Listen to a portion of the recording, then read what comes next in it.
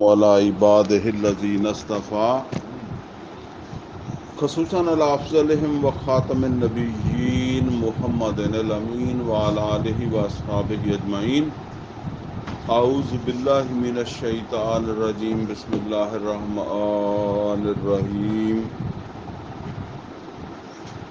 قال اللہ عز وجل فی کتابہ الکریم: الم یأن للذین آمنوا ان تخشع قلوبهم لذکر اللہ وما نزل من الحق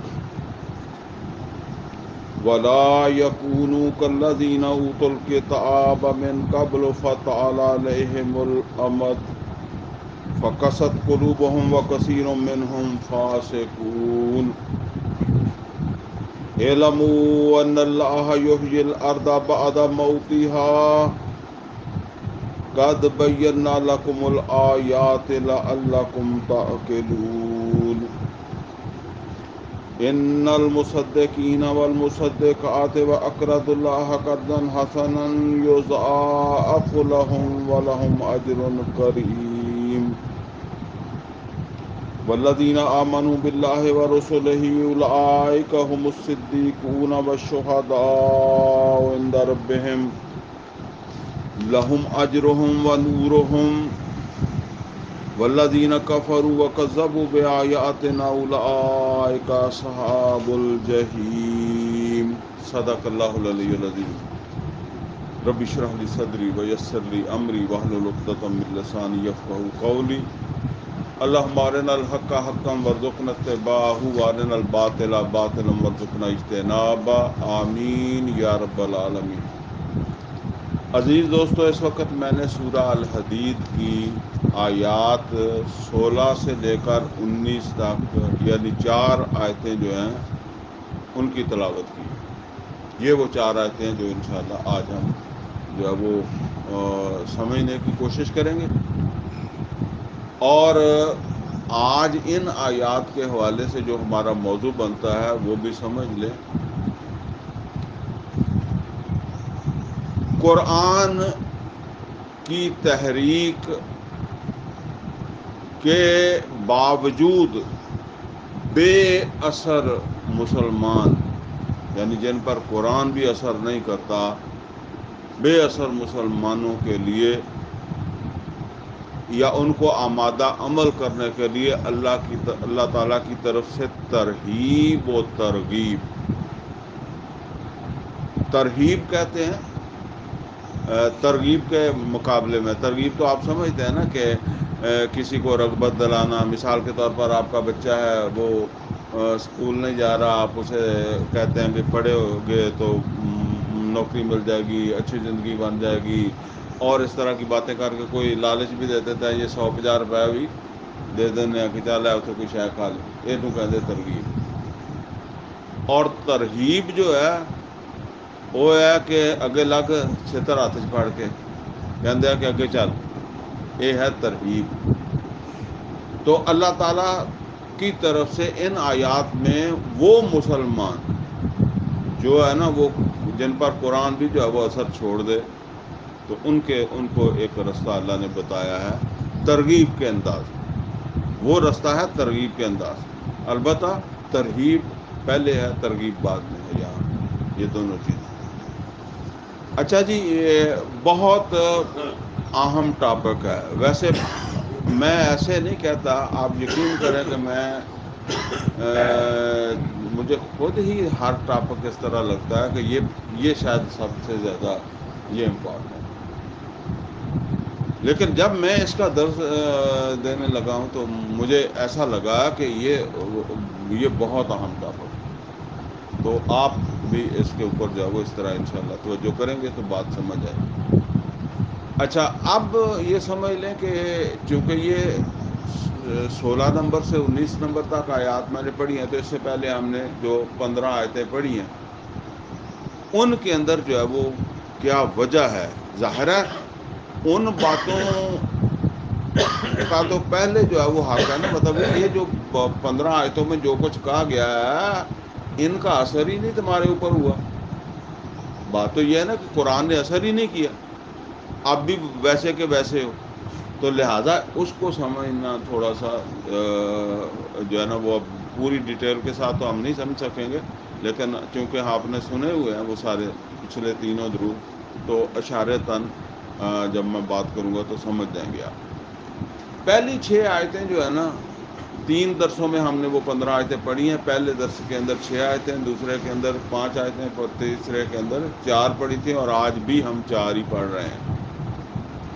اچھا، وہ جو پہلی 6 آیتیں ہم نے پڑھی تھی نا، اس میں اللہ تعالیٰ نے ایمان والوں کو، اور پھر اس میں جو ہے نا وہ ایک بات اور سمجھ لیں کہ یہ جو صورت ہے یا اس جیسی کئی اور صورتیں ہیں، ان میں مخاطب ایمان والے ہیں، اور وہ ایمان والے جن پر نصیحت اثر نہیں کر رہی، یا ان کے اندر کمزوری پیدا ہو رہی ہے، یا نفاق پیدا ہو رہا ہے نا، اس طرح کے مسلمان، جس طرح آپ سمجھ لیں کہ وہ خندق کے موقع کے اوپر جو ہے وہ رخصتیں لے کر جانے والے، تبوک میں نہ جانے والے، اب وہ نمازیں وغیرہ تو پڑھ ہی رہے ہیں نا، اسی طرح احد میں گئے، رستے سے واپس آ گئے، یا میدان میں جا کر کوئی کمزوری کا مظاہرہ جو وہ کرنے والے، تو اس طرح کے مسلمان جو ہے وہ مخاطب ہیں ان آیات کے۔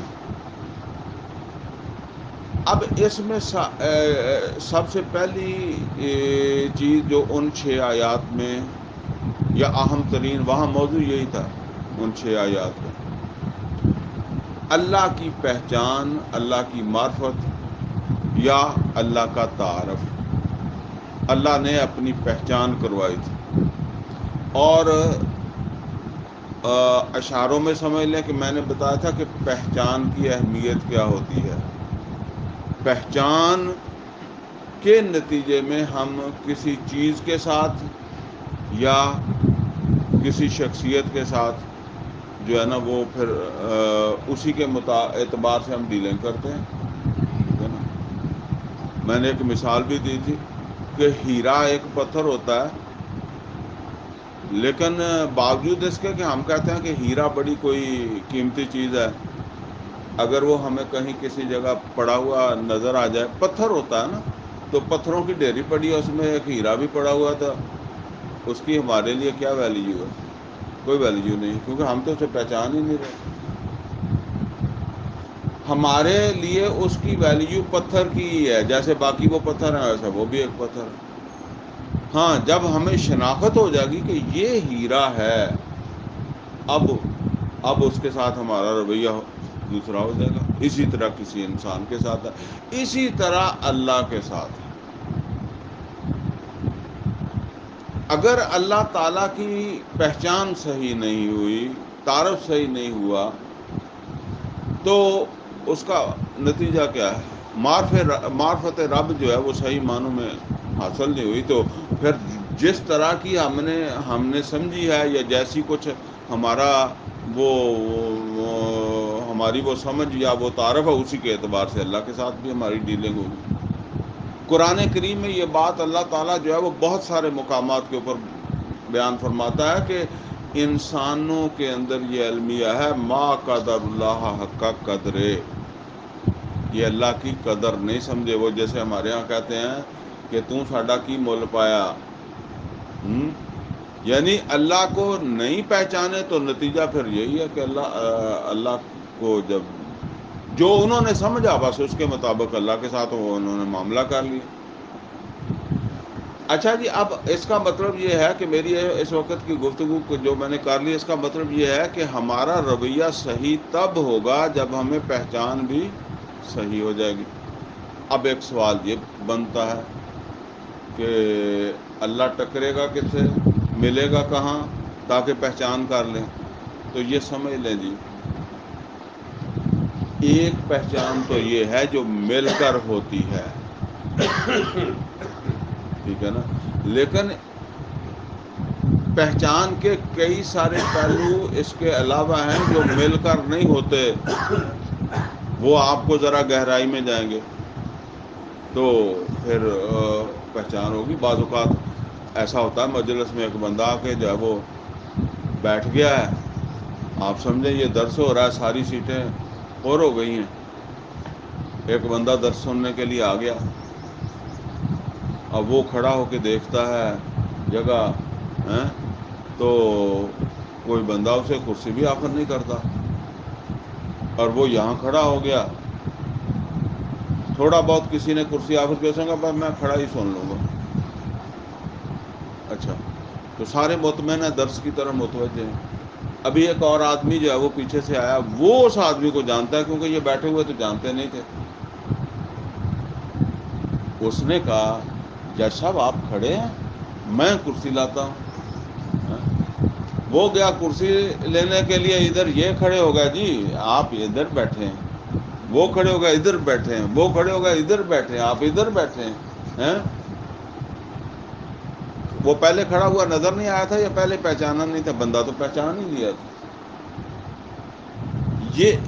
یہ اب کس چیز نے یہ رویہ بدلا ہے؟ اب ایک پہچان ہے جو آپ کو اس طرح نہیں ہوئی تھی۔ میں اس کو اس طرح سمجھایا کرتا ہوں کہ ایک کاریگر جو ہوتا ہے نا، اس کی پہچان اس کی شکل، اس کے لباس سے، ہاتھوں سے، اس کے رنگ سے جو ہے نہیں ہوتی، وہ اس کے ہنر سے ہوتی ہے، اس کی کاراگری سے ہوتی ہے۔ اچھا، کاراگری جو ہے اس کے نتیجے میں اور بھی کئی ساری چیزیں، لیکن میں جو سمجھا سکتا ہوں وہ میں آپ کو بتا رہا ہوں کہ کسی کاراگری کو دیکھ کر، کسی بڑی تعمیر کو دیکھ کر، کاریگر کے بارے میں آپ کو جو اس کاریگر کی پہچان ہوگی، اس میں 4 چیزیں بڑی اہم ہیں۔ 4 چیزیں نوٹ کر لیں۔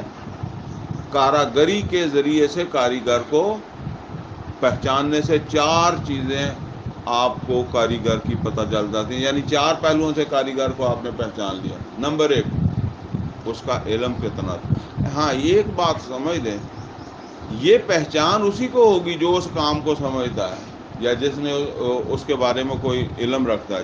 جو رکھتا ہی نہیں ہے اس نے کیا، ٹھیک ہے نا۔ سب سے پہلے کہ اس کا کتنا علم ہے، اس لیے کہ کوئی بھی کام ہے نا تو اس کی بنیاد علم ہوتا ہے۔ اب آپ اہرام مصر کی طرف چلے جائیں کہ یار کتنا ان کا علم تھا۔ 4000 سال پرانی بات، 4500 سال پرانی بات ہے، جب نہ کرین تھی، نہ کوئی مشین تھی، نہ سیمنٹ ایجاد ہوا تھا، ٹھیک ہے نا۔ پھر وہ جہاں وہ اہرام مصر بنے ہیں وہ میدان ہے، وہاں پہاڑ ہے ہی نہیں، اور وہ بنے ہیں پتھر کے۔ اچھا، پتھر جو ہے وہ وہاں سے نزدیک سے نزدیک 500 میل کے فاصلے پر ہے پہاڑ، اور درمیان میں دریا حائل ہے۔ پھر وہ پتھر جو ہے وہ چھوٹے نہیں ہیں، چھوٹے سے چھوٹا پتھر 70 من کا ہے جو چھت میں لگا ہے، جس کو عام طور پر ہم وہ کہتے ہیں کہ یہ جی وہ کہتے ہیں ٹائل پات تھی، وہ چھت پہ ہے۔ تو ایک اچھا، اب بھی چونکہ وہ تاریخ کا زمانہ ہی نہیں تھا، کوئی لکھتے پڑھتے نہیں تھے، تو اب پتہ نہیں یار یہ کیسے بنائے۔ عجوبہ کہتے ہیں نا، عجوبہ ہے، عجوبہ اسی لیے کہتے ہیں۔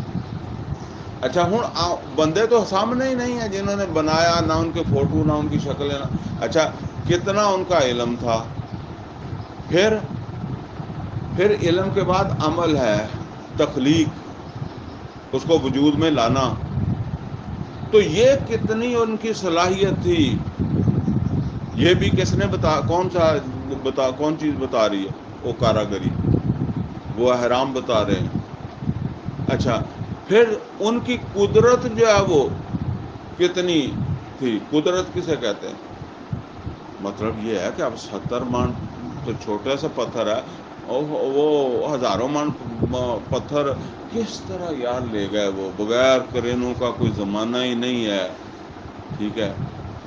اور کوئی اس طرح کی پاس چیز نہیں ہے جس سے آدمی کہہ لے کہ جی آئندہ کر دے رہے ہوں گے، ٹھیک ہے نا۔ ورنہ اس سے تو پتہ چل جاتا ہے کہ جی اے ورتے ہونے انہوں نے اوزار یا اے کام نہیں۔ اچھا، وہ یہ قدرت ہے۔ آپ یہاں سے جو ہے وہ تھوڑا سا وزن اوپر لے کر جائیں تو آپ کو اپنی قدرت کا پتہ لگ جائے گا. پھر اگرچہ سیڑھی کے راستے ہی آپ لے کر جائیں گے یا کہ جیسے بھی لے کر, کیا قدرت تھی. پھر اس کا کنٹرول کتنا کچھ ہے اپنی تخلیق کے اوپر. یہ کنٹرول والی بات شاید وہاں سے آپ کو سمجھنا ہے. وہ آپ ایسے سمجھ لیں کہ ایک آدمی پتنگ اڑاتا ہے نا, پتنگ علیحدہ ہے, کنٹرولر علیحدہ ہے. وہ اس کو کنٹرول کرتا ہے, اور ایک دھاگا ہوتا ہے درمیان میں, اور وہ ادھر کہتا ہے تو پتنگ ادھر جاتا ہے, ادھر کرتا ہے تو وہ ادھر جاتا ہے, اوپر اوپر نیچے نیچے. تو اس کو کہتے ہیں حکم دینا. حکم صرف کئی بار ادا نہیں ہوتا ہے, اے بھی حکم ہی ہے. ٹھیک ہے نا, لازمی نہیں کہ آپ منہ سے کہیں گے بولیں گے. ٹھیک ہے نا. وہ پتنگ کس کے حکم پہ ادھر جاتا ہے ادھر جاتا ہے؟ وہ جس کے ہاتھ میں دھاگا ہے, کنٹرولر جو ہے. ٹھیک ہے نا. اب اس کو اور سمجھیں کہ پتنگ کے اوپر کس کا حکم چلتا ہے یا کس کی حکومت چلتی ہے, اور وہ کس کا حکم مانتا ہے. آپ واپس آ جائیں گے. اب آپ وہ دھاگے کو نکال دیں, اور یہ جو ڈرون اڑے پھرتے ہیں ان کو بھی دھاگا نکل گیا, لیکن وہ کس کا حکم مانتا ہے؟ جو چلا رہا ہے. تو سارا کمال تو ادھر ہی ہے. ٹھیک ہے نا. وہ اسے دائیں بائیں, ورنہ نہ وہ پتنگ اڑ سکتا ہے نہ وہ اڑ سکتا ہے. اب اسی کو آپ آگے لے کر جائیں کہ یہ سورج جو ہے اس کو آپ ایک ڈرون کی جگہ رکھ لیں, دھاگا یہاں بھی نظر نہیں آ رہا, لیکن یہ اس ڈرون سے جو آپ تصویریں کھینچتا پھرتا ہے یا اڑتا ہے, اس کی نسبت آپ اس کا ذرا گہرائی سے مطالعہ کریں کہ کب سے یہ کائنات بنی ہے. اور مطلب یہ ہے کہ یہ اسی طریقے سے جو ہے وہ اڑ رہا ہے, اپنی حدود سے تجاوز نہیں کر رہا. تو یہ کتنا کنٹرول ہے. اس سے اللہ کہتا ہے صرف ایک چیز نہیں, میرا کنٹرول اپنی ساری تخلیق کے اوپر ہے. ہر چیز جو ہے نا وہ میرا حکم مانتی ہے. سورہ الحدید کی پہلی آیت میں سبح للہ ما فی السماوات و ما فی الارض. ہر چیز جو ہے وہ اللہ کی تعریف کرتی ہے, اس کو بے عیب مانتی ہے, اس کی اس حیثیت کو. ہر چیز, صرف سورج نہیں, سورج تو میں نے سمجھانے کے لیے بتایا کہ یہ آپ کو سمجھ آ جائے گی آسانی سے. ہر چیز اس کے کنٹرول کو مانتی ہے, گویا اس کی حکومت کو مانتی ہے, اس کی حکمرانی کو مانتی ہے. البتہ ایک جگہ گڑبڑ ہے, اور وہ ہے انسان. سورہ تغابن کے اندر فرمایا, پہلے فرمایا خلق السماوات والارض بالحق یا فی ستۃ ایام برالبو, لیکن ہے بات تخلیقی کہ ہر چیز اس نے پیدا کی. آگے فرمایا هو الذی خلقکم, وہی ہے جس نے تم کو بھی پیدا کیا. فمنکم کافر ومنکم مومن, یعنی وہ باقی جو کچھ ہے وہ تو میرا حکم مانتے ہیں. جیسے وہ پتنگ مان رہا ہے یا ڈرون مانگ رہا ہے یا سورج ہے یا ہر چیز, اللہ کہتا ہے کہ میری حکمرانی کو ہر چیز تسلیم کرتی ہے. لیکن تم کو بھی میں نے هو الذی خلقکم, اس نے تم کو بھی پیدا کیا, ان کو بھی پیدا کیا. وہ مانتے ہیں, لیکن تم فمنکم کافر ومنکم مومن, تم میں سے کچھ مانتے ہیں کچھ نہیں مانتے, کچھ کفر کرتے ہیں کچھ انکار کرتے ہیں. اچھا, یہ جو کفر کرتے ہیں, جو اللہ کو حکمران نہیں مانتے, یہ فسادی ہیں. جس طرح حکومت کی بات ماننے والا فرما بردار ہوتا ہے, اور حکومت کی بات نہ ماننے والا کیا ہوتا ہے؟ فسادی ہوتا ہے. لہذا حکومت کی رٹ پھر حکومت کوشش کرتی ہے نا کہ بحال کروانے کی, اور وہ کس کو استعمال کرتی ہے؟ پولیس کو, کسی اور کو, فوج کو, اس کے ذریعے سے اپنی رٹ بحال کرتی ہے. اب یہ بات علیحدہ ہے کہ اللہ کو فوج کی ضرورت نہیں ہے، کسی کی ضرورت نہیں ہے، لیکن اس کے باوجود اللہ کہتا ہے کہ جو مانتے ہیں مجھے، یہاں ویسے باقی ساری صفات مانیے، لیکن یہاں خاص طور پر جس صفت کی بات آ رہی وہ ہے اس کا مالک ہونا، وہ بادشاہ ہے، وہ حکمران ہے۔ تو جو اس کو حکمران مانتے ہیں، اس کے حکم کو مانتے ہیں، اس کی حکمرانی کو مانتے ہیں، ان کو یہ ذمہ داری ہے کہ وہ اس فساد کو فروغ کریں، ختم کریں، اور اللہ کی ریٹ کو بحال کرنے۔ اچھا، یہ ریٹ کیسے بحال ہوگی؟ پہلے تو یہ سمجھ لیں جی، اس کی مثالیں اللہ تعالیٰ نے انبیاء والوں کو، انبیاء علیہ الصلوۃ والسلام کو بھیجا ہے، تو یہ مثالیں ہی دکھانے کے لیے بھیجا ہے۔ انبیاء علیہ الصلوۃ والسلام نے انسانوں کو بتایا کہ بھئی یہ ذمہ داری بنتی ہے، اگر ایمان لاتے ہو تو پھر ساتھ کھڑے ہو جاؤ۔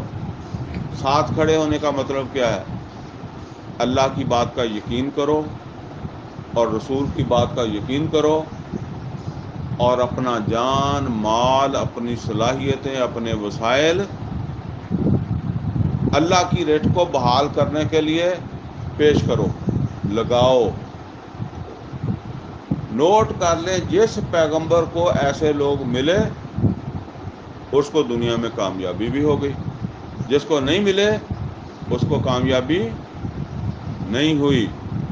آئندہ بھی یہی اصول ہے کہ اگر لوگ ملیں گے تو کامیابی کا امکان ہے، نہیں ملیں گے تو کامیابی کا امکان نہیں ہے۔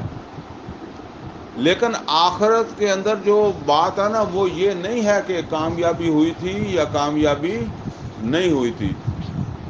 آخرت میں یہ ہے کہ جس آدمی کو سمجھ آ گئی تھی، اس نے کس قدر اپنی صلاحیتیں، اپنے وسائل اس مقصد کے لیے لگائے، اپنا وقت لگایا، ٹھیک ہے نا، اللہ کی بات کا کتنا بھروسہ کیا، کتنا یقین کیا، بس اسی کے اعتبار سے۔ اور یہ بھی نہیں ہے کہ اس نے زیادہ لگایا، اس نے تھوڑا لگایا۔ جس کو جتنا دیا ہے، کس نے دیا؟ اللہ نے دیا۔ تھوڑے کسی کو تھوڑا دیا، کسی کو زیادہ دیا، کسی کو تھوڑی صلاحیت دے دی، کسی کو زیادہ دے دی۔ اب اسی کے اعتبار سے اس کا امتحان ہے۔ جس کو تھوڑا دیا ہے اس کا حساب بھی اسی اعتبار سے ہے۔ اس کو چھوٹی جنت نہیں ملے گی کہ اس نے تھوڑا دیا تھا، اس لیے کہ اس نے اپنے اس اعتبار سے تو پورا دے دیا، ٹھیک ہے نا۔ لہذا یہ ہے اب اللہ تعالیٰ کا مطالبہ، اور یہ ہم آ گئے ہیں دوسرے درس کے اندر۔ یعنی پہلے میں اللہ نے تعارف کروایا، اور دوسرے میں آ کر فرمایا کہ اب تم کیا کرو، کہ تم اس مقصد کے لیے اللہ اور اس کے رسول صلی اللہ علیہ وسلم کی بات پر یقین رکھو، یقین کرو، اور اپنا جان مال صلاحیتیں اوقات اس رستے کے اوپر جو ہے وہ لگاؤ۔ اچھا، اب اس کے بعد جو ہے وہ تیسرا درس آ گیا۔ تیسرے درس کے اندر کیا بات ہے؟ تیسرے درس کے اندر یہ بات آ گئی کہ اب ظاہر بات ہے، اللہ نے تو بتا دیا کہ لگاؤ، تو اب کچھ لگا رہے ہیں، کچھ نہیں لگا رہا ہے، یا کچھ سمجھ لیں کہ اپنی حیثیت سے کم لگا رہے ہیں۔ اللہ نے زیادہ حیثیت دی ہے، زیادہ توفیق، کچھ وقت دیا ہے، صلاحیت دی ہے، اس کے اعتبار سے نہیں لگا رہا۔ اب وہاں سے ایگریگیشن کرنی ہے، وہ پھر میں نے بتایا تھا کہ پول سرات ہے۔ اب یہاں ایک روشنی ملنی ہے، اور وہ روشنی مل کے بغیر پول سرات نہیں عبور ہوتا۔ ویسے پول سرات کا وہاں نام نہیں ہے، لیکن میں نے اس وقت بھی بتایا تھا کہ نقشہ ایسا ہی ہے۔ اب وہ جس نے اللہ کے اوپر یقین کر کے اپنی جو حیثیت اللہ نے جتنا دیا ہے اس کے اعتبار سے ایک شخص جو ہے اس نے جان مال صلاحیت وقت لگا دیا ہے، تو اب اس کو اسی کے اعتبار سے جب وہ روشنی ملے گی، وہ نور ملے گا. جس نے تھوڑا لگایا اس کو تھوڑا ملے گا، اور جس کے اندر کوئی نفاق پیدا ہو گیا اس کو تو ملے گا ہی نہیں. تو اس طرح یہ سیگریگیشن ہو جائے گی. کچھ لوگ آگے نکل جائیں گے، جنت میں پہنچ جائیں گے. کچھ جو ہے وہ اپنے نفاق کی وجہ سے، یا اللہ نے زیادہ دیا تھا، وہ جہنم میں رہ جائیں گے. البتہ جو ایمان والے تھے جہنم میں رہ جائیں گے، پھر ان کو وہاں اپنی سزا کاٹنے کے بعد نکالا جائے گا، ان کو جنت میں لے آیا جائے گا. یہ وہ ہے جو ہم پہلے پڑھ چکے ہیں. اب چوتھا درس کے اندر جو ہے وہ آ جائیں. اللہ تعالیٰ فرما رہا ہے، پھر موضوع چوتھے درس کا ذرا ذہن میں تازہ کر لیں کہ جن لوگوں پر قرآن نے اثر نہیں کیا. اب ظاہر بات ہے، ایک تو وہ ہیں جن پر اثر کیا، تو ہے بھی اسی لیے کہ اثر کرے. کچھ وہ ہیں جن پر اثر نہیں ہوا.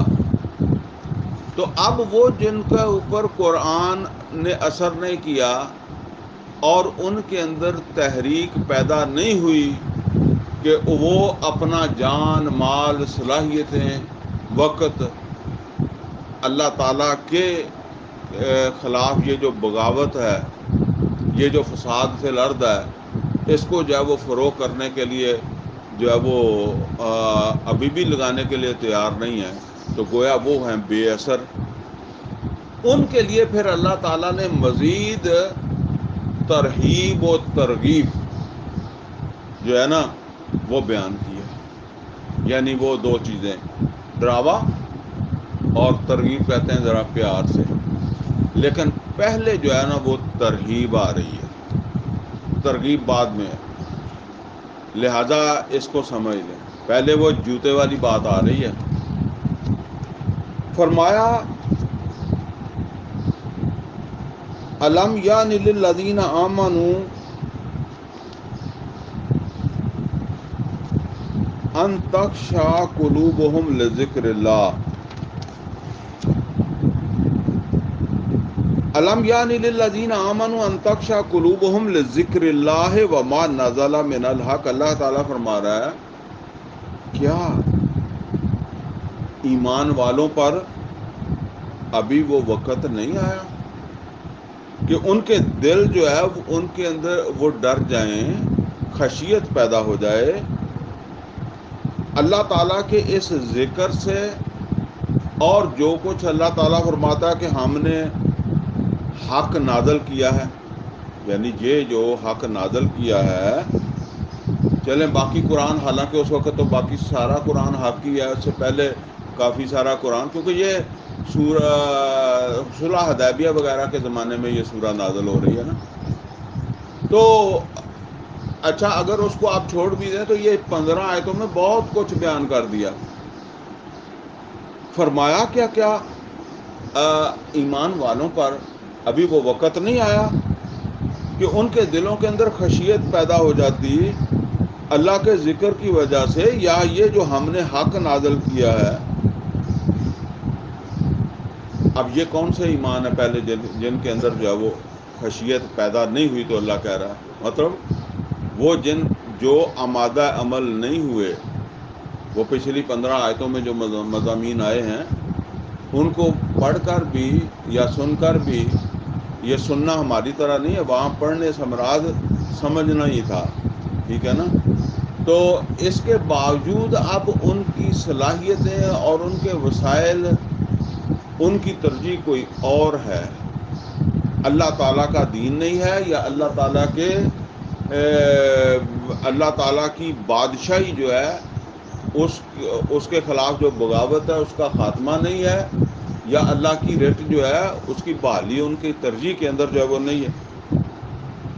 یعنی اللہ کہتا ہے کہ یہ تو خشیت پیدا ہو جانی چاہیے تھی اور تمہارے اندر یہ تبدیلی آ جانی چاہیے تھی، اگر پہلے نہیں تھی تو کہ اب تمہاری ترجیح اللہ کا دین بنتا اور تمہارا وقت، صلاحیتیں، وسائل اس میں لگتے. اب ذرا ایک بات سمجھ لیں جی ذرا. اللہ کہتا ہے کہ اس قرآن سے خشیت پیدا ہونی چاہیے تھی، جو نہیں ہوئی، کچھ لوگوں میں نہیں ہوئی، آپ ایسے سمجھ لیں، جس کے ہو گئی وہ تو خوشیاں منائے نا۔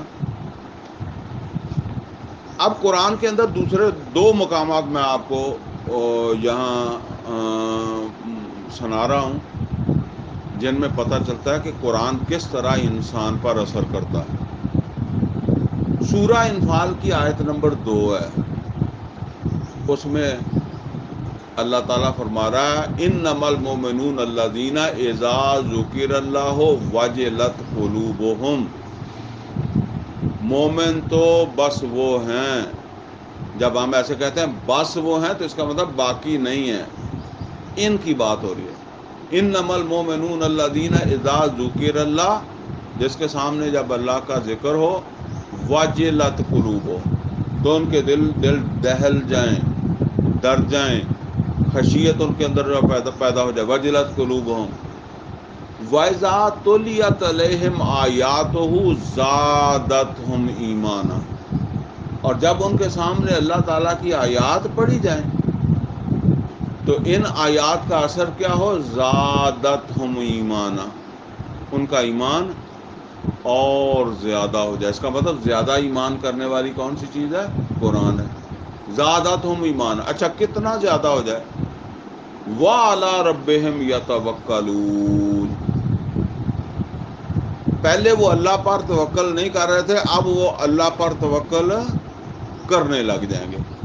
اب اللہ کے اوپر توکل کا مطلب یہاں کیا ہے؟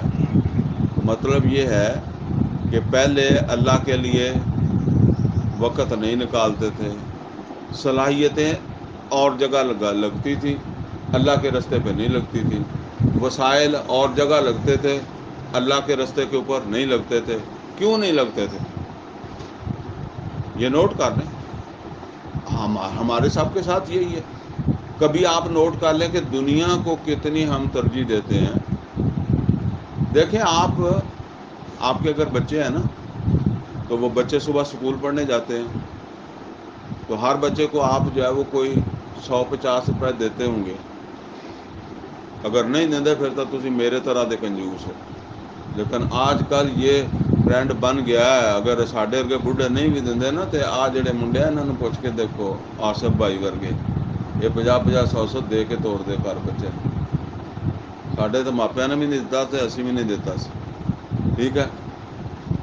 اب حساب لگائیں کہ مہینے کے لگا لیں نا، اگر بچے آپ کے 2 ہیں 3 ہیں 4 ہیں تو مہینے کے کتنے پیسے بن جائیں گے؟ آپ نے اپنی مسجد کو کبھی 200 روپیہ اگر ایک مہینے میں ایک دفعہ بھی دے دیا ہے نا، بلکہ میرا تو خیال ہے مشکل ہی ہے، وہ ایک دفعہ بھی دیا ہوگا نا تو آپ کو ایسا لگتا کہ روز مسیطے ہی دینے ہیں، مسیت والوں بھی دینے ہی پہنتے ہیں۔ وہ جو ہے اچھا اس میں آپ کو محسوس بھی نہیں ہوتا، یہاں محسوس ہوتا ہے، ٹھیک ہے نا۔ یہ قدرتی بات ہے۔ اچھا اسی طریقے سے وقت ہے، آپ اپنی دنیا میں دکاندار ہیں، آپ صبح سے شام تک کاروبار کرتے رہیں، گاہک آتے رہیں، آپ روٹی بھی وہاں منگا کر کھا لیں گے، آپ رات 12 بجے تک بھی بیٹھیں گے، کوئی نہیں۔ میں خود بڑا بزنس مین اللہ کے فضل سے رہا ہوں اور ٹاپ کا بزنس مین رہا ہوں، ایسے نہیں رہا، ٹھیک ہے نا۔ لیکن مجھے اس کے یہ بڑے تجربے ہیں، اور اسی کے اندر جب نماز کے لیے کوئی متول تو اٹھتے نہیں، اگر اٹھ جائے گا نا تو تھکا ہارا ایک بوجھ لے کر مسجد تک جائے گا اور پھر واپس آ کے اتنے کام سے بیٹھ جائے گا۔ ساری وہ مطلب اصل کیا ہے، ہم سمجھتے ہیں کہ ہماری عزت، ہمارا تحفظ اور دنیا کے اندر ہماری جو حیثیت ہے اس کو بنانا ہے اس نے، لہٰذا جو ہے نا وہ اس طرف ہی ہم جو ہے نا وہ، اب ظاہر بات ہے کہ اس کے لیے اب بچے پر آپ خرچہ کرتے ہیں، لیکن وہ آپ کو پتہ ہوتا ہے کہ بچہ ڈاکٹر بن جائے گا، انجینئر بن جائے گا، کوئی بزنس مین بن جائے گا، پھر بڑی کمائی کرے گا، ٹھیک ہے نا۔ تو یہاں تو آپ خرچہ کرتے ہیں، وہاں نہیں کرتے، یا اس اعتبار سے اتنی اہمیت سے جو ہے وہ نہیں کرتے، کیونکہ رب کے اوپر توکل نہیں ہے۔ مثالیں تو بہت ہیں لیکن اب میرے پاس ٹائم نہیں ہے۔ اللہ کہتا ہے انما المومنون، آیت ذرا بات زیادہ ہو گئی تو آیت پھر سن لیں۔ انما المومنون الذین اذا ذکر اللہ وجلت قلوبہم واذا تلیت علیہم آیاتہ زادتہم ایمانا وعلی ربہم یتوکلون۔ اب ان کا توکل اللہ پر ہونا شروع ہو جاتا ہے، ان چیزوں پر نہیں رہتا۔ وعلی ربہم یتوکلون۔ آگے کیا فرمایا؟ الذین یقیمون الصلاۃ ومما رزقناہم ینفقون۔ اب ان کا وہ اپنے جسم سے بھی اللہ کی فرما برداری کرتے ہیں اور اپنے مال سے بھی ومما رزقناہم ینفقون۔ آگے کیا فرمایا؟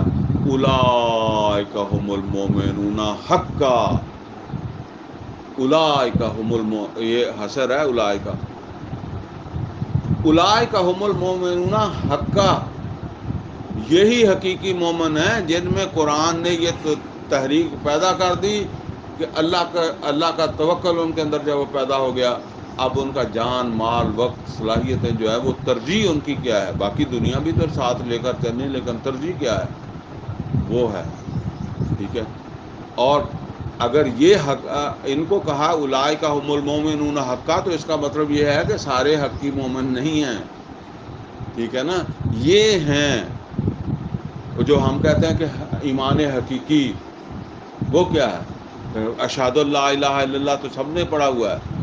اب دوسری آیت سن لیں، سورہ زمر کے اندر فرمایا اللہ الذی نزل احسن الحدیث، اللہ وہ ذات ہے جس نے بہترین بات نازل کی ہے، یعنی یہ قرآن جو ہے نا وہ بہترین بات ہے۔ اللہ نزل احسن الحدیث کتابا متشابہا مثانی، یہ کتاب یا اس کی باتیں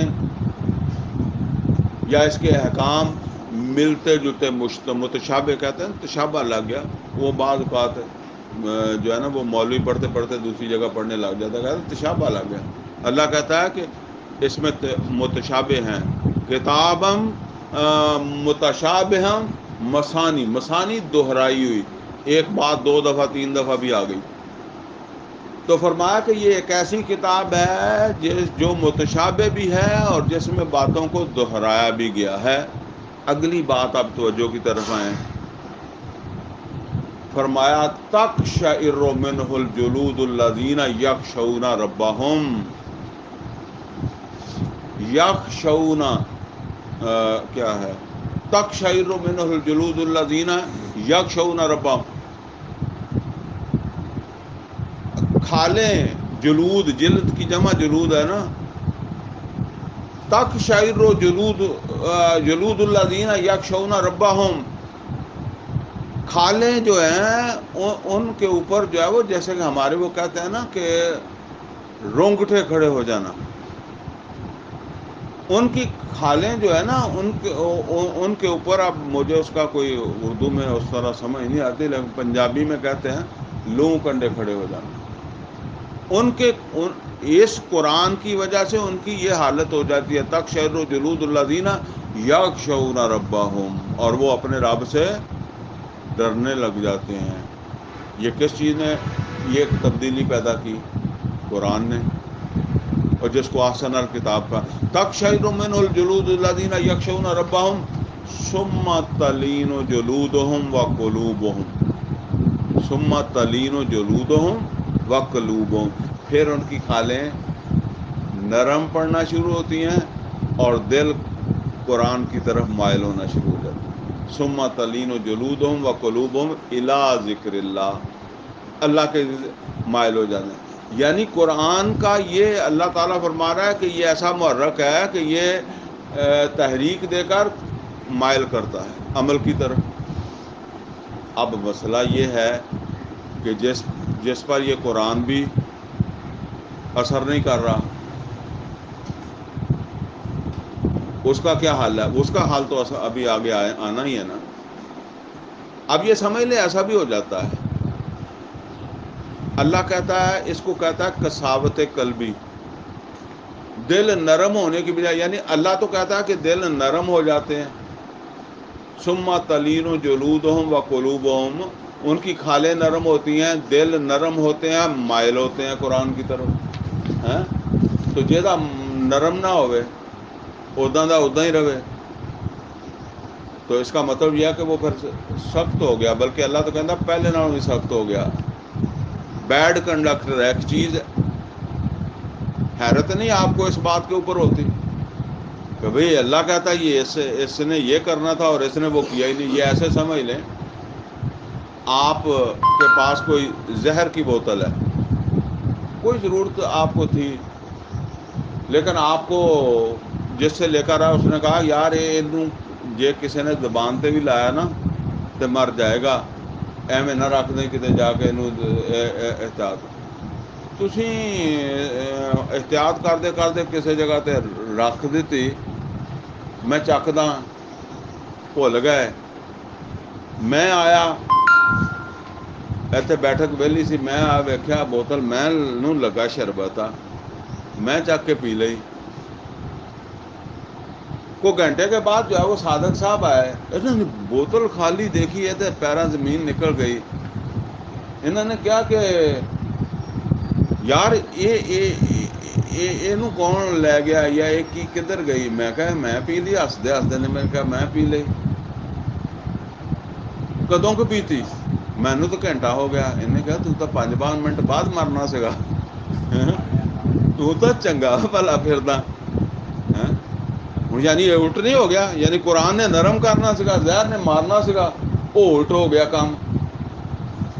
ادا ہو جاتا ہے، ادا بھی ہو جاتا ہے، لیکن ہوندا کتے کتے ہی ہے. یہ میں ذمہ داری نال تو اسی لوگ جڑے ہیں نا متعلق ہونے. میں تمہیں ایک مثال دینا. گل میری کوشش ہوتی گل سمجھ آ جائے، پر گل پھر لمبی بھی ہو جاتی ہے.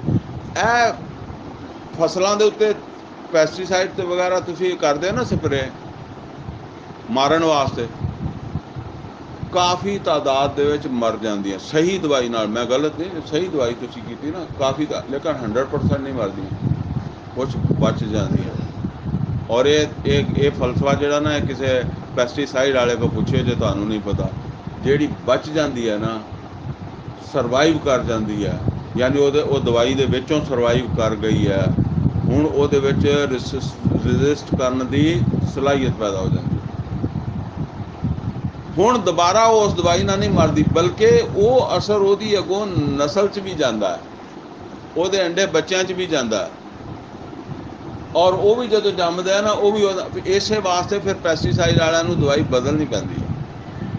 ٹھیک ہے نا، کیونکہ وہ دوائی جیڑی ہے نا وہ ہوں وہ جسم دے سمجھ لو کہ ایک وہ پارٹ ادا کا بن گئی ہے کہ ہوں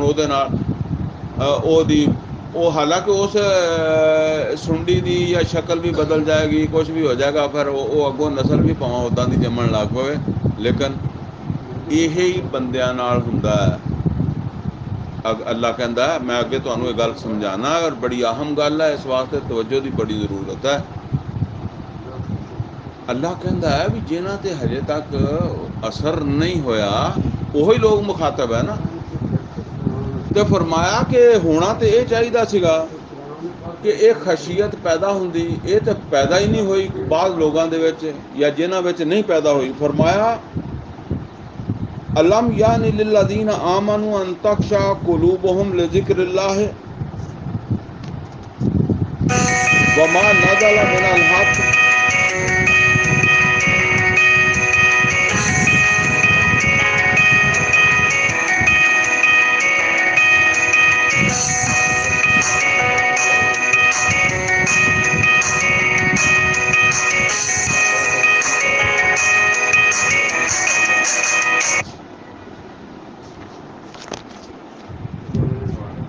بسم اللہ اول و آخرہ.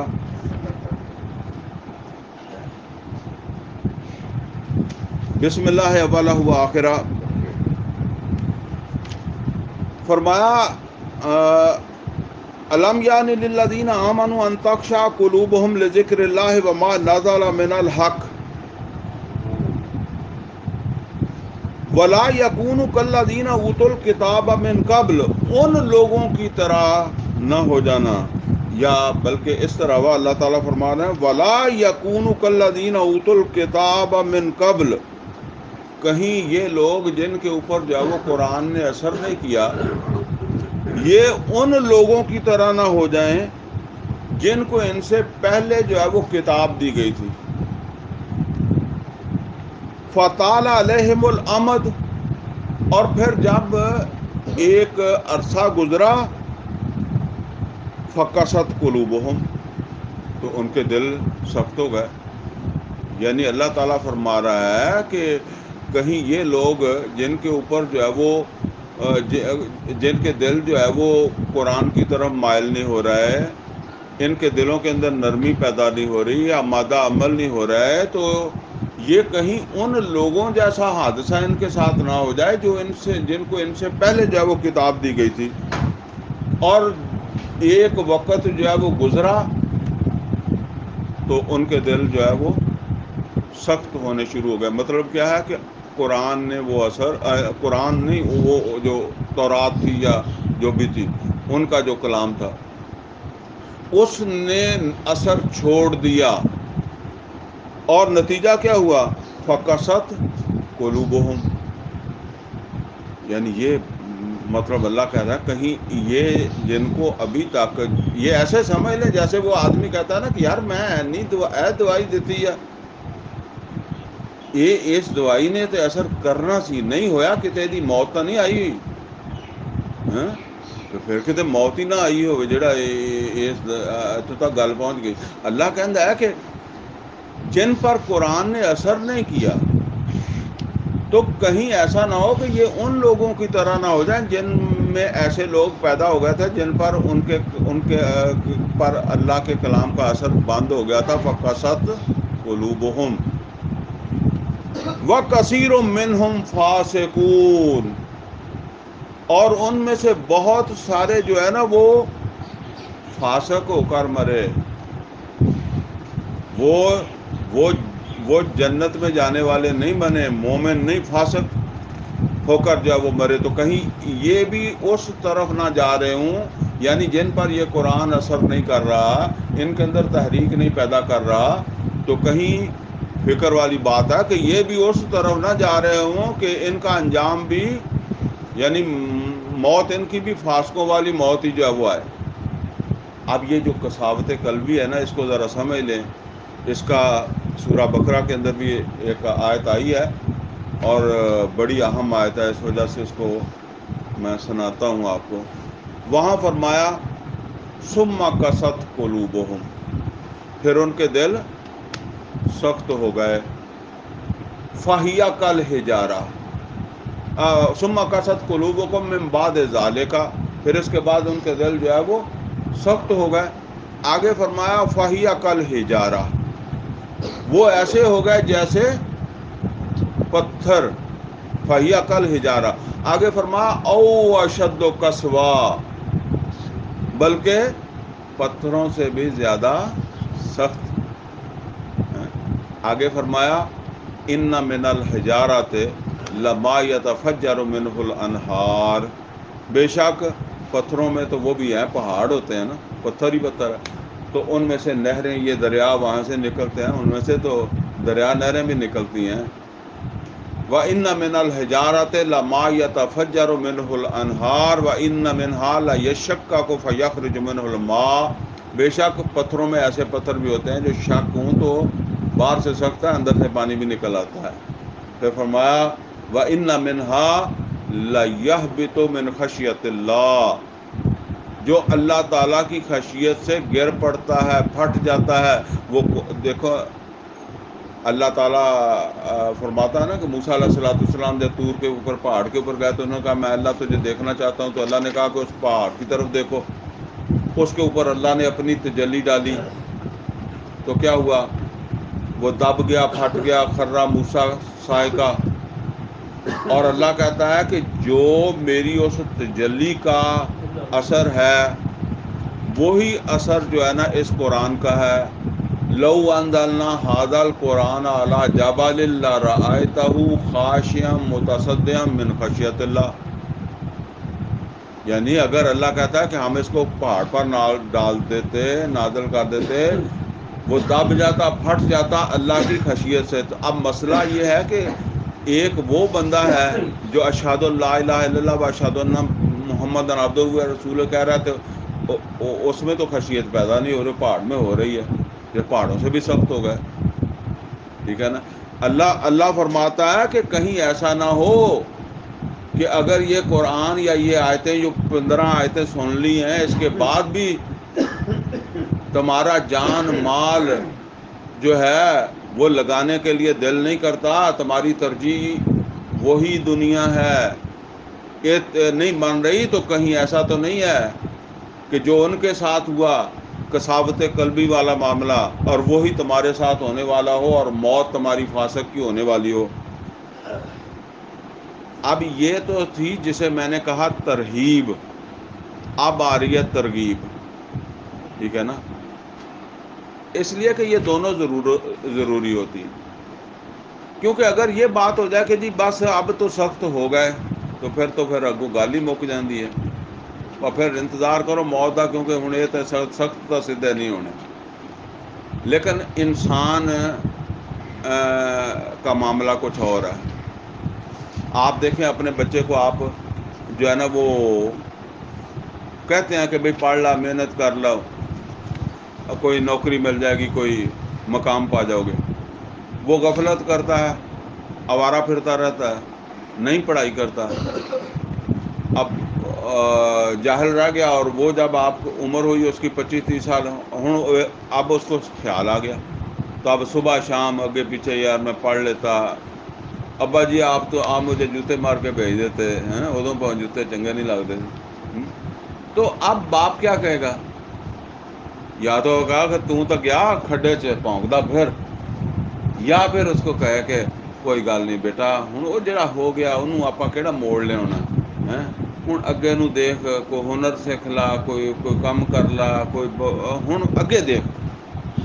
یہی بات اللہ تعالیٰ فرما رہا ہے کہ یار ٹھیک ہے، ہوں جو ہونا سی وہ تو ہو گیا، ہوں اثر تو قرآن تے نہیں کر رہا، پر ہوں ذرا اگے نو دیکھو تو کوئی راہ لبو، تو میں وہ بھی تہاڈی معاونت کردا. ٹھیک ہے نا. اور وہ واسطے پہلے ایک تسلی بیان ہو رہی ہے. اچھا، اس میں یہ سمجھ لیں جی کہ عام طور پر وہ بھی جو بات ہے نا، وہ بھی ہم کسی اور طرح ہی سمجھتے ہیں. اصل بات تو یہ ہے کہ توبہ کرو اور اپنا رخ جیسے اللہ بتاتا ہے اس طرح سیدھا کرو. یہ نوٹ کر لیں، یہ بات آگے آنی ہے، جیسے اللہ بتاتا ہے اس طرح سیدھا کرو. وہ کام کرو جو اللہ کہتا ہے، اپنی مرضی سے نہیں. لیکن ہم عام طور پر کیا کہتے ہیں؟ ہم کہتے ہیں جی اللہ کی رحمت تو یہ ہے کہ اسی حرام زدگی نہ چھڈیے اور اللہ ساڈے تے رحم کری جاوے. اور یہ ٹکڑا آیت کا تقریباً ہر بندے کو آتا ہے، لا تقنطوا من رحمت اللہ. کہندا مولوی ایویں ڈرا مار دندے آ. اللہ کہندا لا تقنطوا من رحمت اللہ. آج یہ سمجھ لیں کہ یہ اکثر مولوی ساری گل دستے ہی نہیں. ابھی میں آپ کو ساری بات بتا رہا ہوں، نوٹ کر لینا، بعد میں جا کے قرآن بھی دیکھ لینا. یہ سورہ زمر کی آیت ہے. فرمایا قل، اے نبی صلی اللہ علیہ وسلم کہہ دیں، یا عبادی الذین اسرفوا علی انفسہم لا تقنطوا من رحمت اللہ ان اللہ یغفر الذنوب جمیعا انہ هو الغفور الرحیم. اچھا، فرمایا اے نبی صلی اللہ علیہ وسلم کہہ دیو میرے نہ بندیاں جنہاں نے اپنی جاناں تے ظلم کیتا، لا تقنطوا من رحمت اللہ کی رحمت سے مایوس نہ ہو جاؤ. یعنی وہ پچھلیاں گلاں سن کے تو پھر بالکل لک توڑ کے بہ جاؤ، کچھ کرو نہ. لا تقنطوا من رحمت اللہ ان اللہ یغفر الذنوب جمیعا. اللہ سارے گناہ بھی معاف کر دیتا ہے. انہ هو الغفور الرحیم. بے شک وہ مغفرت کرنے والا ہے اور رحم کرنے والا ہے۔ اب اگلی بات جو اکثر آپ نے نہیں سنی ہوگی، میرا خیال 99% نے نہیں سنی ہوگی، وہ اس کے ساتھ بھی ہے۔ وہ کیا ہے؟ اللہ کی رحمت میں آنا چاہتے ہو اور چاہتے ہو کہ وہ سارے گناہ معاف کر دے، تو کیا کرو؟ وَأَنِيبُوا إِلَىٰ رَبِّكُمْ، اب اپنا منہ موڑ لو اپنے رب کی طرف، یعنی اب واپس آ جاؤ۔ تمہارا منہ جو ہے نا وہ کسی اور طرف ہے، رخ کسی اور طرف سے ہے۔ وَأَنِيبُوا إِلَىٰ رَبِّكُمْ، لہذا اب واپس آ جاؤ، مڑ جاؤ اپنے رب کی طرف سے۔ من قبل ان یاتیکم العذاب ثم لا تنصرون، کہ تم نہ مڑو اور عذاب آ جائے، پھر کوئی معافی نہیں ہونی، بے شک تسی منگیاں سی معافیاں۔ یعنی ایسا نہ ہو کہ تمہارے مڑنے سے پہلے عذاب آ جائے، موت آ گئی تو پھر مڑنا کدوں؟ مڑنا تو جیندے جیندے نہیں ہے، تو مرنے سے پہلے موت کا کوئی پتہ نہیں ہے، مڑ جاؤ۔ یہ مڑ جاؤ والی بات جڑی ہے نا، یہ نہیں پڑھتا، یہ نہیں کوئی سناتا، قرآن میں جا کر پڑھ لیں آپ، ٹھیک ہے نا، یہ ہے بات۔ اب یہی بات ہے، جیسے آپ اپنے بچے کو کہتے ہیں یار چھڈ ہن جڑا ہو گیا انہوں چھڈ دے، وہ تو ہن مڑنا نہیں ہو گیا، ہن کوئی نواں راہ لب یار، کوئی ہور بھی کہ روزی اللہ ہور بھی کسی پاسے دے دیندا، ضروری کوئی ڈاکٹر نو انجینئر نو تو نہیں دیندا۔ اسی طرح یہاں اب وہ ترغیب آ رہی ہے کہ اب رستہ تلاش کرو، اب بھی مل سکتا ہے، لیکن اگر اسی تے اڑے رہ گیا تو پھر تو گئے کھڈے چ، پھر تو انہاں یہودیاں تو نہیں ہوگا۔ فرمایا اعلموا ان اللہ یحیی الارض بعد موتہا، پہلے ذرا وہ بڑا پیار نہ اور نہ گھبراؤ، ٹھیک ہے، پہلے ڈانٹ لیا نا، پھر نہ گھبراؤ، اللہ مردہ زمین میں بھی زندہ کر دیتا ہے۔ اعلموا ان اللہ یحیی الارض بعد موتہا، اور یہ ٹیلے ہیں، ریت ہے، مری ہوئی ہوتی ہے، بارش ہوتی ہے، چھوٹے چھوٹے پودے اگ جاتے ہیں، کئی طرح کی مخلوق جو آپ سارا سال نہیں دیکھتے، آپ اس وقت اس کو دیکھنے لگ جاتے ہیں۔ وہ مثال دی تھی ان اللہ، مطلب کیا ہے کہ اگر تمہارا دل سخت ہو گیا، پتھر ہو گیا، مردہ ہو گیا، بے اثر ہو گیا، تو پھر بھی یہ کوئی نکل سکتا ہے حل، ٹھیک ہے۔ اعلموا ان اللہ یحیی الارض بعد موتہا، نوٹ کر لو، یاد رکھ لو کہ اللہ تعالیٰ جو ہے وہ مردہ زمین کو بھی زندہ کر دیتا ہے۔ قد بینا لکم الآیات لعلکم تعقلون، بے شک ہم نے اپنی آیات جو ہے وہ بیان کر دی ہیں تاکہ تم عقل سے کام لو اور اپنے دل کا کوئی حل نکال لو۔ یہ تمہاری جو دل کی سختی ہے، یہ جو تم آمادہ عمل نہیں ہو رہا ہے، تو اس کے لیے ہم نے حل تو بتا دیا ہے تاکہ تم عقل سے کام لو تو اس پر عمل کرو۔ اب آ رہی ہے وہ چیز کہ بھئی اب قرآن نے بھی اثر نہیں کیا تو اب کیا کریں، ٹھیک ہے نا۔ اب فرمایا کہ اس کے لیے کیا کرو، ان المصدقین والمصدقات، یہ سمجھ لیں جی یہ کام ہے بڑا مشکل، لیکن یہ قرآن اللہ کہتا ہے کہ پھر آئی حل ہے۔ یہ کیا ہے؟ میں نے پہلے بھی ارشاد کیا، یہاں بات ہوئی تھی کہ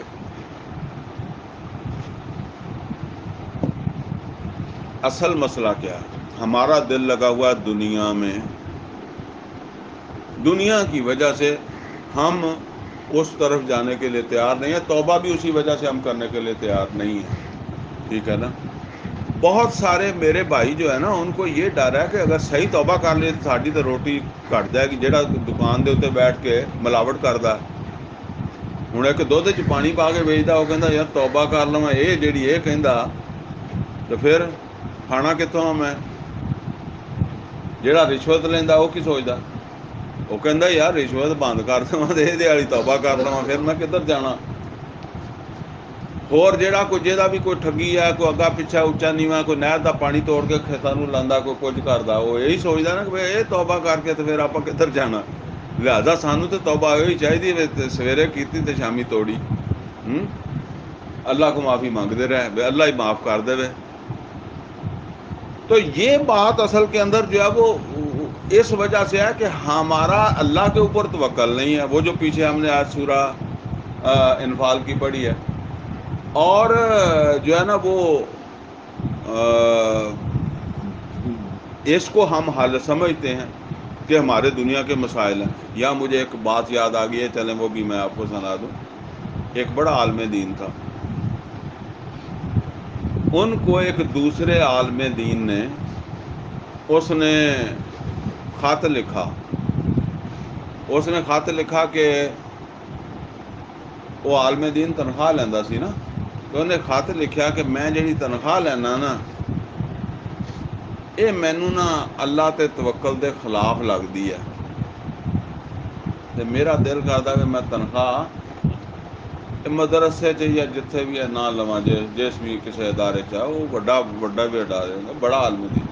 انہیں اپنے استاد نو خط لکھیا، انہیں کہا یہ میرا دل کرتا بھی یہ اللہ دے توکل دے خلاف آ کہ میں دین دا کام کرنا تو تنخواہ لینا. ادو خط کا زمانہ سی. انہیں خط کا جواب دیتا، انہیں کہا تنخواہ نہ چڈی، تنخواہ لینا رہ. بعد دے وچ کتے ملاقات ہوئی. انہیں کہا حضرت وہ میں تمہیں خط لکھا سی، تسی جواب دیتا، میں یہ جواب تہاڈی جڑی عام گفتگو ہے وہ برخلاف ہوں، یعنی عام تسی کہندے ہو کہ نہیں کرنا. انہیں کہا یار گل پتہ کی ہے، تیرا اگر اللہ تے توکل ہوں تو مینوں خط ہی نہیں لکھنا سی. تو مینوں لکھیا خط تے پھر تو مینوں گالاں کڈنیاں سیگیاں بھی ہن. ٹھیک ہے نا. وہ یہ گل میں اس تو سنانا بھئی جنہیں ملاوٹ چھڈ کے پھر مڑ کے کرنی ہے نا وہ یہاں گلوں سمجھ لو، جنہیں وعدہ گھاٹا کر کے پھر مڑ کے چھڈنا ہے. یہ اینا توکل پھر حالات آندے بھی ہے اور ٹیسٹ بھی ہوں، بھوک بھی آتی ہے، مسائل بھی آتے ہیں، پھر وہ پھر توکل ہوئے گا تو نکلے گا، نہیں تو پھر گالاں کڈے گا اس مولوی نو بھی جنہیں وہ راہ دسیا سا. تو وہ بات ہے جی اللہ کے اوپر جو ہے وہ توکل میں کمی ہے، اور جس وجہ سے جو ہے وہ یہ جو ہے نا وہ اس طرح کی صورتحال جو ہے وہ بن رہی ہے. تو اب اس کا حل جو ہے وہ اللہ تعالیٰ کیا کہتا ہے؟ اللہ کہتا ہے کہ اس مال کی محبت جو ہے نا وہ تمہارے دل سے نکلے. اور وہ کیسے نکلے؟ صدقہ کرو، صدقہ کرو، اللہ کے راستے کے اوپر جو ہے نا وہ خرچ کرو، جتنا زیادہ کر سکتے ہو کرو اللہ کے راستے پہ. اس سے وہ جو ہے نا مال کی محبت نکلے گی. اب وہ قرآن دلوں کو نرم بھی کرے گا، قرآن کی طرف رغبت بھی ہوگی. اس لیے یہ بات آ رہی ہے. فرمایا ان المصدقین والمصدقات، بے شک صدقہ کرنے والے مرد اور صدقہ کرنے والی عورتیں. اب آگے جو بات آ رہی ہے نا یہ اصل میں نے ذرا تھوڑا سا سمجھانا ہے. وَأَقْرَضُوا اللَّهَ قَرْضًا حَسَنًا، اور خاص طور پر جو اللہ کو قرض حسنہ دیں یا اللہ کو قرض حسنہ دیا کرو. اب یہ اللہ کو قرض حسنہ کیا، جب صدقہ ہو گیا تو پھر اب یہ سمجھ لیں کہ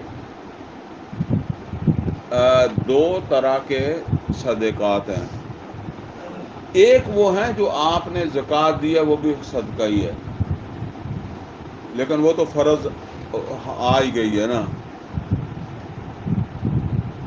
اب آپ جو ہے وہ کسی بھی جگہ جو خرچ کرتے ہیں نا، کوئی آپ نے یتیم کو، مسکین کو، بیوہ کو، کسی اور کہتے ہیں کہ خدمت خلق کا کام یا رفع عامہ کا کام کوئی بھی آپ نے کیا ہے، اس کا بھی ثواب ہے، وہ صدقہ ہی ہے.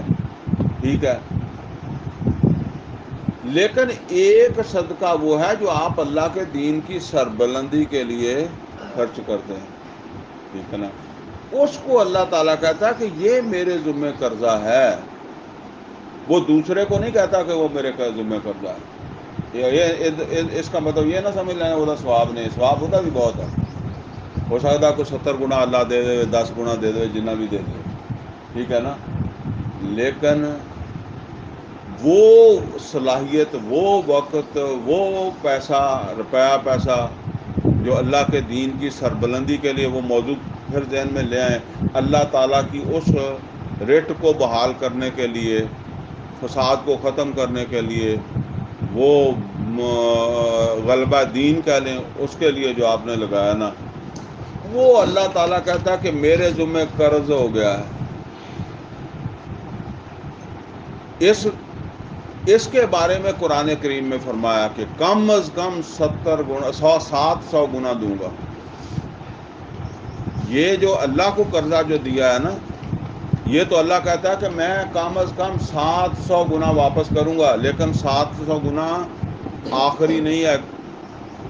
فرمایا واللہ یضاعف لمن یشاء، جس کے لیے اللہ چاہے گا اس کو بڑھا دے گا، تو وہ اللہ 700 گنا سے بھی بڑھا سکتا ہے۔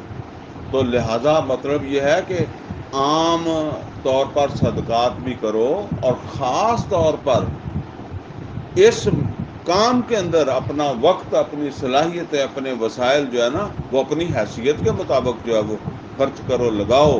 یہ اللہ کے ذمہ قرضہ ہے، اور یہ تمہارے دل کی اس کیفیت کو بدلے گا، اور وہ جو قساوت قلبی ہے اس کو بدل دے گا، نرمی پیدا کر دے گا، قرآن اثر کرنے لگ جائے گا۔ فرمایا وَأَقْرَضُوا اللَّهَ قَرْضًا حَسَنًا، اور یہ قرآن کریم میں کئی مقامات پر یہ قرضے والی بات آئی ہے۔ سورہ حدید میں پیچھے آیت آ گئی ہے مَن يُقْرِضُ اللَّهَ قَرْضًا حَسَنًا، اور سورہ تغابن میں فرمایا إِن تُقْرِضُوا اللَّهَ قَرْضًا حَسَنًا فَيُضَاعِفْهُ لَكُمْ وَيَغْفِرْ لَكُمْ وَاللَّهُ شَكُورٌ حَلِيمٌ۔ اللہ بڑا قدر کرنے والا ہے جو اللہ کو قرض حسنہ دے۔ دیا سب اللہ کا ہے، لیکن اس کو اللہ تعالیٰ کہتا ہے کہ یہ تو میرے ذمہ قرضہ ہے۔ یضاعف لہم ولہم اجر کریم، اللہ تعالیٰ جو ہے وہ اس کو بڑھا کر دے گا، اور بڑا عمدہ اجر بھی اللہ تعالیٰ جو ہے وہ اس کا عطا فرمائے گا۔ تو ہے نا قرضہ موڑنا، پھر اجر بھی اللہ تعالیٰ جو ہے وہ بڑا عمدہ جو ہے وہ دے گا۔ اب یہ ہے وہ ترغیب، کہ وہ پہلے تو ترغیب تھی کہ تمہارے اوپر اثر ہی نہیں کر رہا، تمہارا کہیں ایسا ہی نہ ہو جائے کہ کسابت قلبی میں ہی مر جاؤ، فاسق ہو کے مرو۔ تو اب ساتھ یہ فرمایا کہ چلو کوئی گل نہیں، جیڑا ہو گیا ہو تو ہوں مڑنا نہیں، لیکن اگوں ایک رستہ ہے گا، اور وہ رستہ یہ ہے کہ اللہ کے رستے کے اوپر صدقہ دو، اور دوسرا خاص طور پر جو ہے وہ اللہ تعالیٰ کے دین کی سربلندی کے لیے، اقامت دین کے لیے، اللہ تعالیٰ کے اس نظام کو قائم کرنے کے لیے جو ہے نا وہ خرچ کرو۔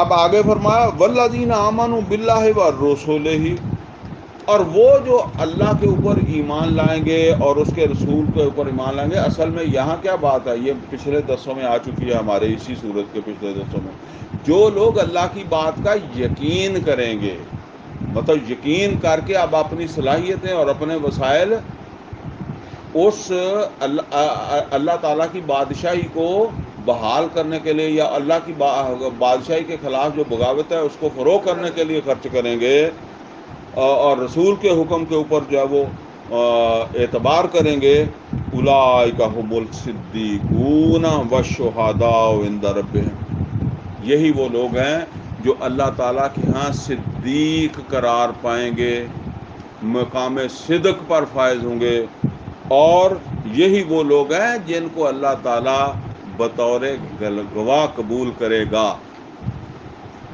شہداء بطور گواہ۔ اچھا یہاں ایک بات ہے جی، اس کو سمجھ لیں، اس سے ایسے ہی گزرنا جو ہے نا وہ گزرا تو جا سکتا ہے، لیکن بات اہم ہے۔ کچھ چیزیں وہ ہیں جو ہمارے کچھ تصورات میں آ گئی ہیں، حالانکہ وہ اس طرح نہیں ہے، تصورات میں آ گئی ہیں، اور عام طور پر ایسے سمجھا جاتا ہے۔ مثال کے طور پر جس طرح کسی آدمی کو جب وہ پوچھیں کہ جہاد کیا ہوتا ہے، وہ کہتا کافراں نال جنگ لڑنا، یعنی ایک ہی بات اس کے ذہن میں۔ تو وہ میں اکثر و بیشتر سمجھایا کرتا ہوں کہ جہاد کا ایک مرحلہ ہے جنگ، جہاد وہ پورا سفر ہے جو مکہ سے شروع ہوا، محمد رسول اللہ صلی اللہ، بلکہ جہاد تو نفس سے شروع ہو گیا نا۔ المجاہد من جاہد نفسہ، پھر وہ میدان جنگ وغیرہ کی باتیں جو وہ آئی ہیں نا، وہ غلبہ دین پھر ہوا ہے۔ تو جہاد ایک بڑی اصطلاح ہے، اور جنگ جو ہے نا یہ تو اس کا ایک حصہ ہے، قتال اس کا ایک حصہ ہے۔ اسی طرح سمجھ لیں شہید عام طور پر جو ہے نا وہ پوچھا جائے کہ جی شہید جو ہے وہ کسے کہتے ہیں، تقریباً 99% جو ہے نا وہ لوگ کیا کہتے ہیں، وہ کہتے جی جیڑا میدان چ گیا، جنگ لڑن گیا، اتنے گولی لگ گئی یا تلوار لگ گئی، ماریا گیا، شہید ہو گیا۔ تو یہ بات میری دھیان سے سن لیں، کیونکہ ایسا نہ ہو کہ پھر بعد جا کے تسی کوئی ادھر ادھر میری گل سمجھ نہیں آئی تو پھر کہندے انہیں پتہ نہیں کی کہہ دیتا۔ اس واسطے اتنے دھیان نہ سن لیا کرو۔ اس معنی میں شہید کا لفظ قرآن میں آیا ہی نہیں ہے، جس کو ہمارے 100% یا 99% لوگ شہید کہتے ہیں نا، وہ قرآن میں آیا ہی نہیں ہے۔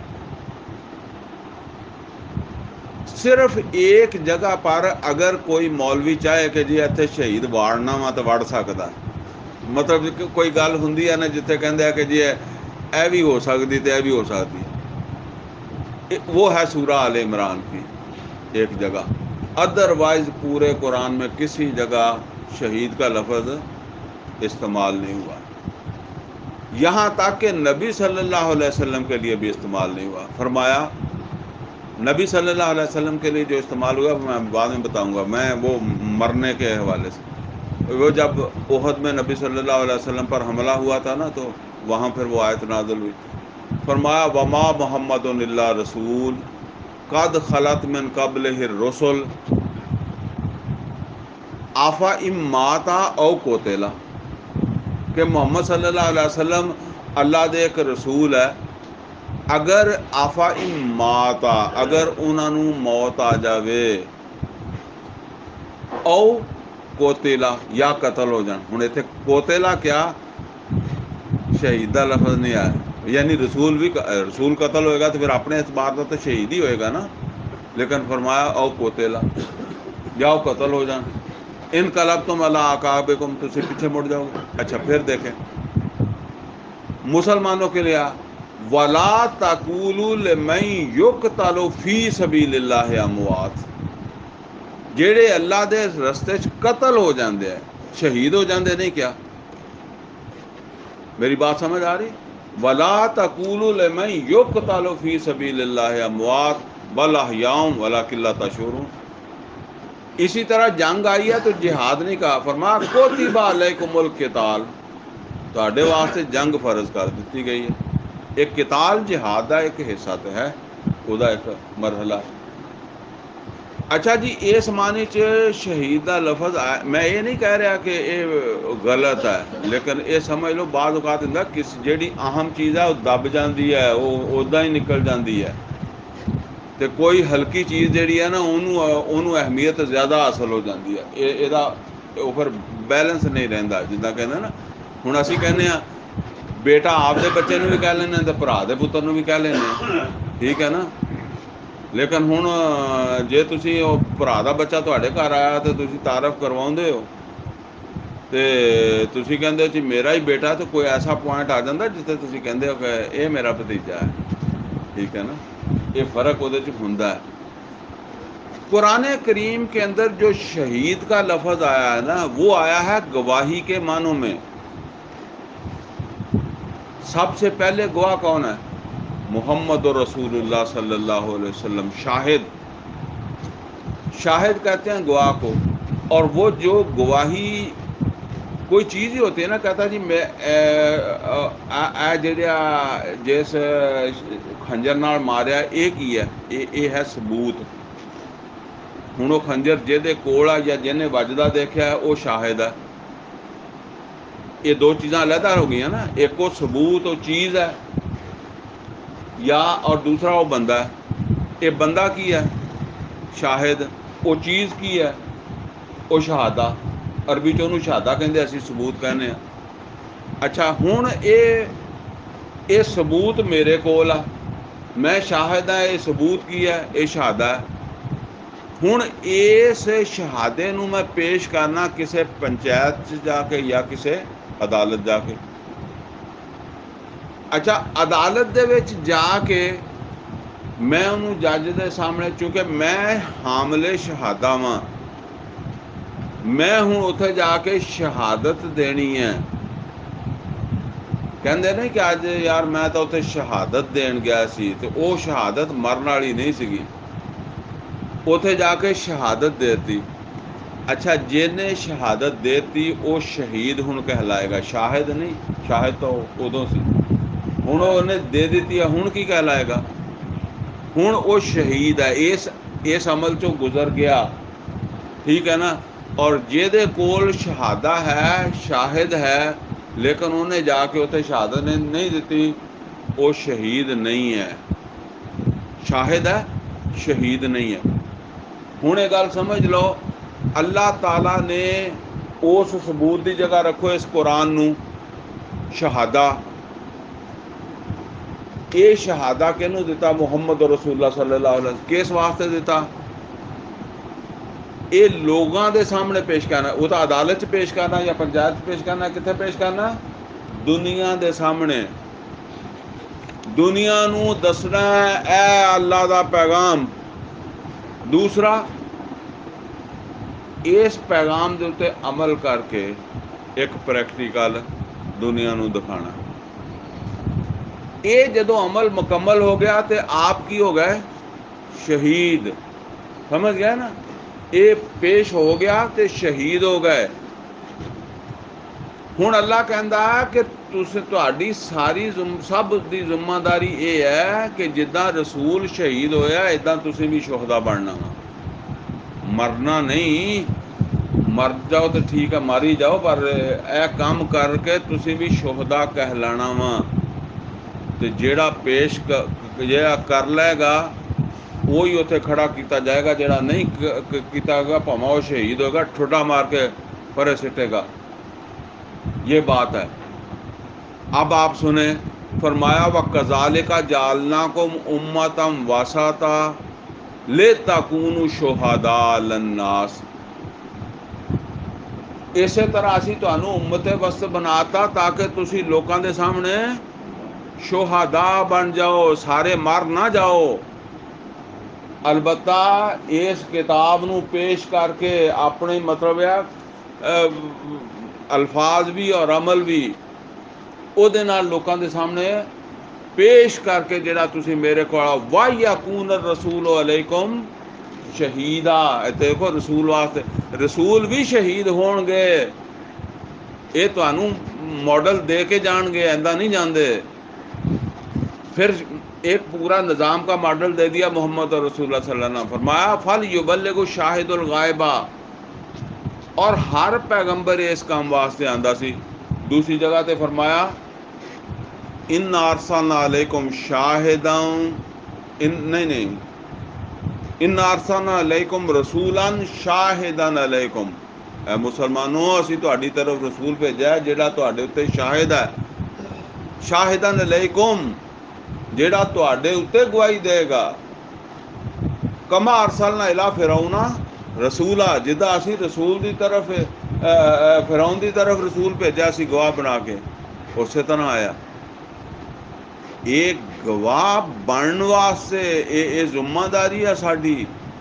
अल्लाह कहता जिन्हां ने ये काम किते ओह ही गवाह के तौर पर भी कबूल किए जाणगे। कहता नहीं है और जदा वो हुण गल किते दूए पासे ना चली जाए, लेकिन हुण मौके ते होई है तो वो अदालत ने कह दिता ए गवाह नहीं सानू चाहिए, कोई भी नक्स है इन्हां दे विच, ठीक है ना।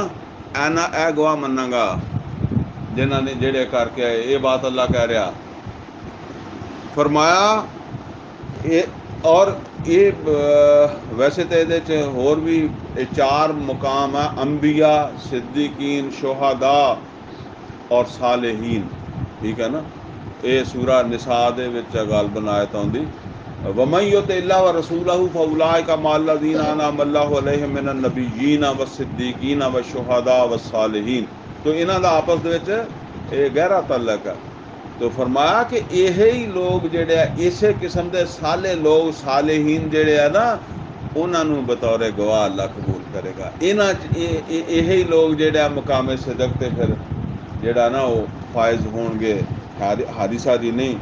فرمایا اولئک والذین آمنوا باللہ ورسولہ جنہاں نے اللہ اور دے رسول دی بات دا یقین کیتا اولئک هم الصدیقون والشہداء عند ربہم. وہی ہے جڑا او دے رب دے ہاں مقام صدق صدیقین دے مقام تے یا شہداء دے مقام تے کھڑے کیتے جان گے قبول کیتے جان گے.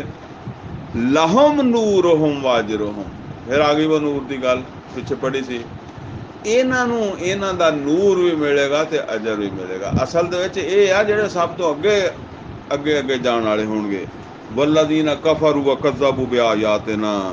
اور ہن دیکھ پھر گل آ گئی جنہوں نے ہماری آیات کا کفر کیا. ہن اتنے کفر دا کی مطلب کیا نہیں صدقے پاسے لگے ادا ہی کسابت قلبی نہ ٹرے پھرے جاندے آ نہیں اپنے دل دے بارے غور کرتے علاج دی فکر نہیں کرتے کوئی فکر پیدا نہیں ہوئی.